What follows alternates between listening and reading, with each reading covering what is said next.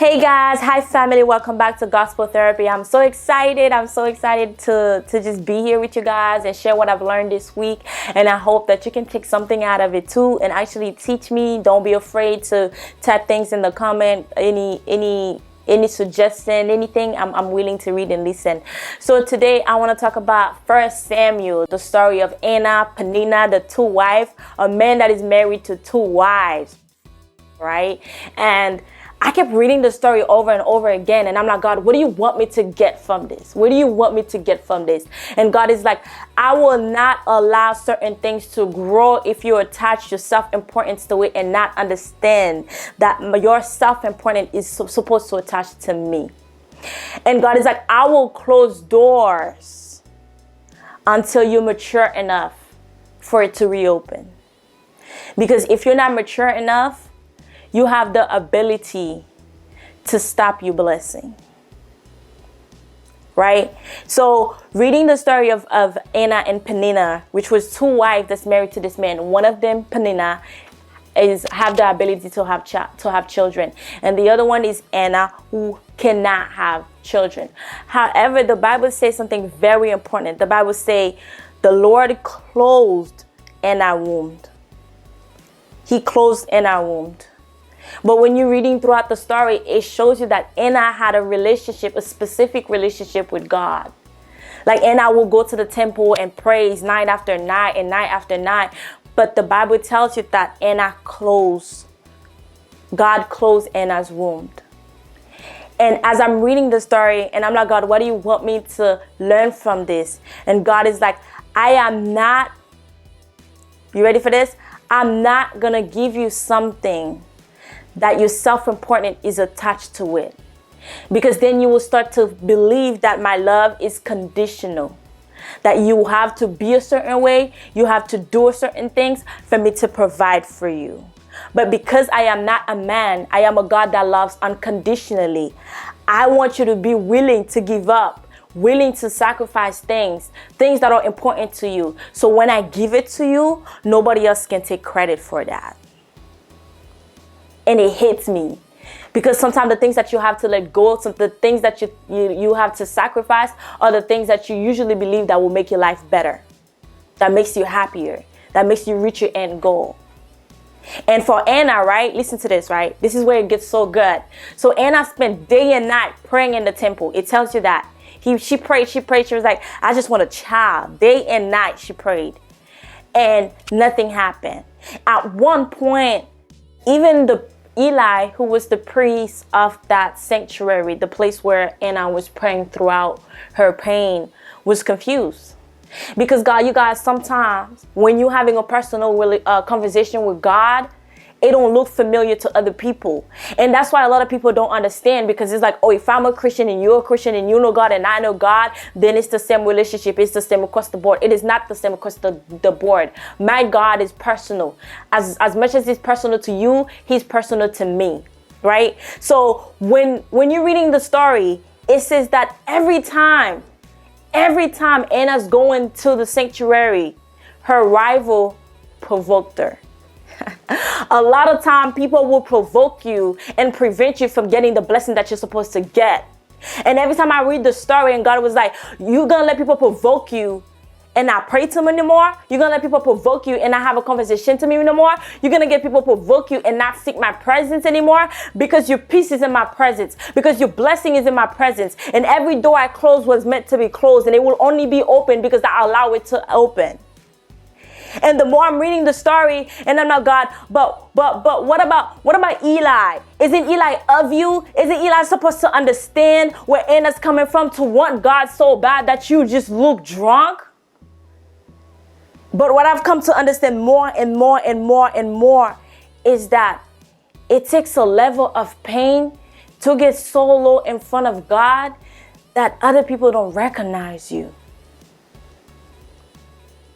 And a lot of time God won't answer because he said, I need you to have the type of maturity that you will give up the things that you hold on so dear above me.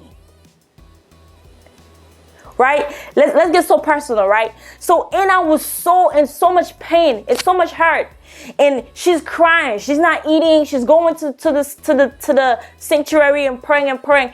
And her husband was like, am I not worth more than 10 sons? Am I not worth more than what you're looking for? But Anna is like, you don't understand. I'm looking for something that society told me that made me whole. I'm looking for something that I can't give you and somebody else can. I'm looking for something that took hope out of me. So every day I have to wake up with tears in my eyes, and the only place that I know to get it from is God. Man, sometimes there's some battle you fighting. Nobody else can understand but you and God. You can have friends, you can have family, you can have priests, you can have anybody around you. If it is not God himself that put the spirits into somebody else, nobody can understand that pain. And the Bible shows you in the story, it says that the priest said, why are you acting drunk? You're drunk, go home. Can you imagine that you cry so much, you pray so much in front of God that the priest of the temple said, you drunk, go home. Because sometimes it's like, I want it, but I don't want to look silly in front of people. I'm hurt, I'm in pain, I need healing, but I got to look tough for people. And God is like, until you get to the point where you no longer have it in you to put up a facade, until you get to the point where you look drunk, you look homeless, you look out of it, you look lost, until you get to that point that the one thing that is so important to do that you're willing to give it up for me, then you don't understand the value of me. Right? So when you're reading the story, right? And I get to a point and I was like, God, I'm so in pain and I'm so hurt. And I know my self-importance is attached to what I'm looking for, what I'm asking you of. But I'm getting to this point that if you give it to me, just knowing that you are capable of giving it to me, I'm going to give it back to you.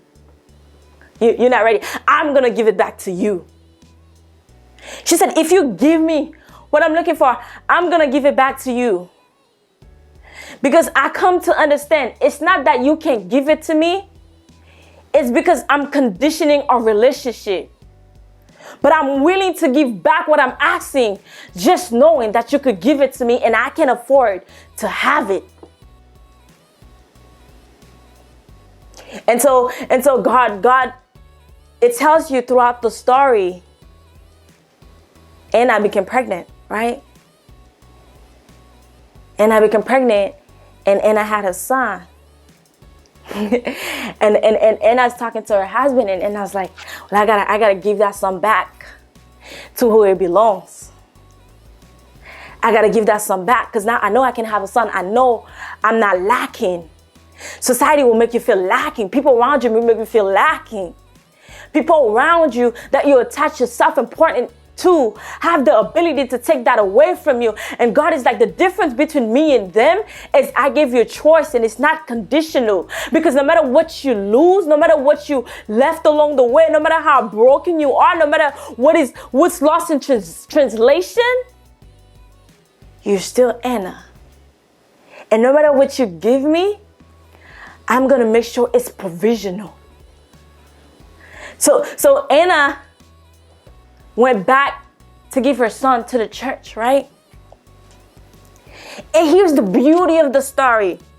God will bless you so much that you have to remind the people that see you through your pain that you're the same person. So when Anna went back, Anna told the priest, like, I'm still that woman. I'm that woman that you thought that was drunk.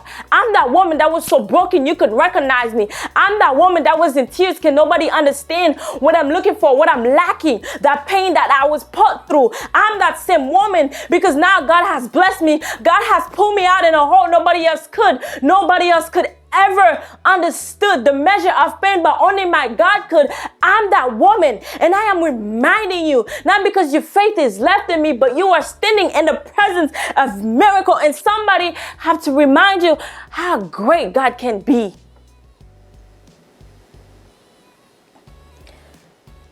So Here's the thing, when God show out, he makes sure that people witness your victory.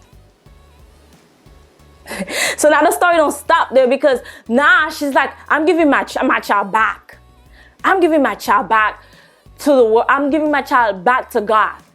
Because I was lacking something. My self-importance was tied to something. But God made me realize that I wasn't lacking anything, because he's the God of all God, and he could give me anything as long as he desired to do so.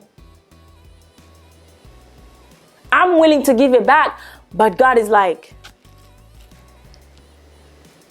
you can give me back what I give to you.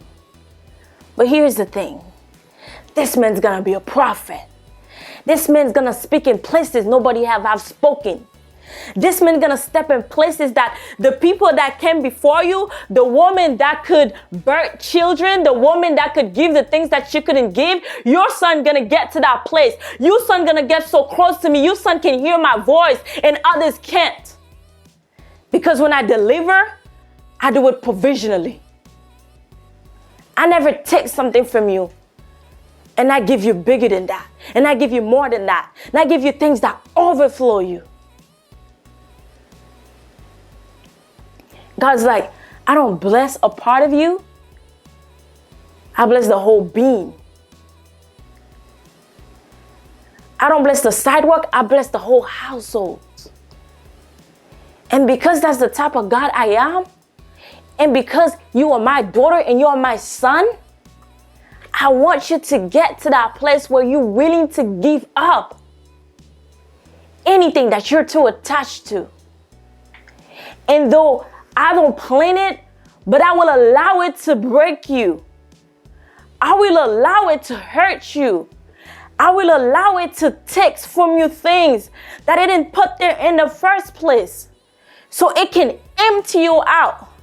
Because when I pour on you, can nobody take credit for that? So from Anna's story, you guys, I learned so much. I learned that my self-importance is not attached to the things that I can achieve without God. Because if I achieve it without God, I'm going to lose it anyway. I learned that I don't have to compete for the thing I don't have yet. Because when I have it and it comes from God, it will be provisionally. People will witness my blessing. It is not a competition. I will be overflown. And the same people that have witnessed my pain may not recognize me. But it's okay, because I will always be willing. Just like Anna, wherever I am, I'm going to give God a shout out. I'm like, say, hey, remember me? Remember that drunk woman in the church you could not look at? You could not understand what she going through? Remember that little girl? Remember who got left behind? Well, this is what God did. This is what God has done. And I hope whatever you try to achieve and whatever you tie your self-importance to, that you just take a moment and release it. Because God is like, if you don't release it, I'm going to allow it to hurt you so bad to a point that you have no choice but to let go. You don't have the strength to hold on to it anymore. And when that happens, my arm will be open for you. Because then you will be at a place where I can bless you how you deserve. But all it takes is faith. Not a time zone, not a time frame, not a deadline, but faith. Because when I move, I don't do it conditionally. I don't do it because you can do it. I don't do it because you're coming through at that moment. I don't do it because everything's looking like it's supposed to. When I move when you have nothing else to offer to me. So you know I move unconditionally. And not because you said so. I hope you learn, and I hope what I learned from Anna's story sticks with you. And every time you're losing yourself, try to chase something that society, the world, other people provoke you, that you don't lose the essence of who you are. Because Anna lost that at one point. But it wasn't until she said, God, if you just give it to me, just to know that I am capable, you can have it right back. Because now I'm starting to understand my self-importance is not attached to what I'm trying to achieve. But I also understand that you're capable of giving it to me. No matter how broken and tired and left out that I am or look as to the world. So I hope that was good, and I hope you learned a lot. I hope I see you next time in Gospel Therapy. Bye-bye.